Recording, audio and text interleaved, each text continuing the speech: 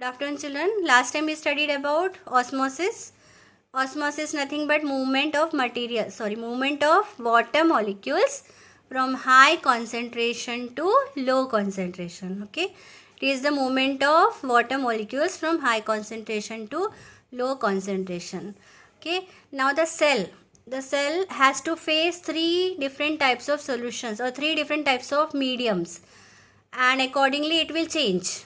Like it has to face isotonic medium, hypotonic medium and hypertonic medium. What is meant by isotonic medium? We call it solution also. Isotonic solution is a type of medium in which, it's a type of medium in which the water concentration inside the cell and outside the cell, remember, inside the cell and outside the cell is same.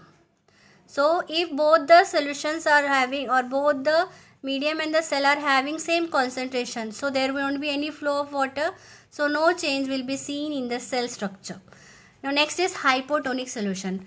In hypotonic solution, the cell is having a medium where water concentration is too high as compared to water concentration in the cell. So what will happen? The water will move from high concentration to low concentration, means it will move from outside to inside. So the water will be gained by the cell, and if what is gained by the cell, what will happen to the cell? The cell will swell. Okay, the cell will swell. The third type of medium is hypertonic solution, in which the medium surrounding the cell has very less water and the cell has more water. Okay, so the water will move from outside to inside, and then what happens? Shrinking of cell will happen. Okay, the cell will shrink. I hope you have understand isotonic, hypotonic and hypotonic. Next process by which materials move in and out of the plasma membrane is active transport. Active transport is nothing but movement of materials using energy. They will use energy to move in and out of the cell. Okay, it is the use of energy which is taken by the materials to move in and out of the cell.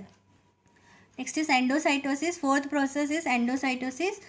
The plasma membrane is very flexible, so it can change its shape. So engulfing of food material by plasma membrane is called as endocytosis. Okay, engulfing of food material by the plasma membrane is called as endocytosis. The best example is amoeba. Amoeba has a plasma membrane which is also called as pseudopodia. It can change its shape and it engulfs the food. Engulfing means taking the food as a whole is called as engulfing. So these are the four processes by which the plasma membrane takes the materials in and out of the cell. First one was diffusion, second was osmosis, third was active transport, and fourth was endocytosis. If I go for the structure of plasma membrane is made up of mainly two components, that is proteins and lipids. Lipids are nothing but a form of fats. Okay, so plasma membrane are made up of proteins and lipids. Now you have noticed, you might have noticed in 8th standard, plant cell has an additional cell membrane. So that additional plant cell has an additional covering. That additional covering is called as cell wall. Okay, so that cell wall, we study about cell wall somewhat. It is an additional layer and it is made up of cellulose. Cellulose is a complex structure. It is a complex carbohydrate and it gives structural strength. It provides strength to the cell and it helps the plant to withstand in all weather conditions. Now when the medium surrounding the plant cell has higher water concentration, listen properly. When the medium surrounding the cell has higher water concentration, what will happen? The water will flow inside the cell will swell. Now if the cell will swell, it should burst, but this doesn't happen because the cell wall also equally exert pressure on the cell. Okay, cell wall also exerts equal pressure on the cell and maintains the shape and structure of the cell and prevent it from bursting during such kind of condition when it is having in hypotonic medium. Okay, now one more term is there, plasmolysis. Cell wall also help in plasmolysis from dying of the cell. Plasmolysis is nothing but the shrinking of cell content. The shrinking of cell content due to osmosis is called as plasmolysis.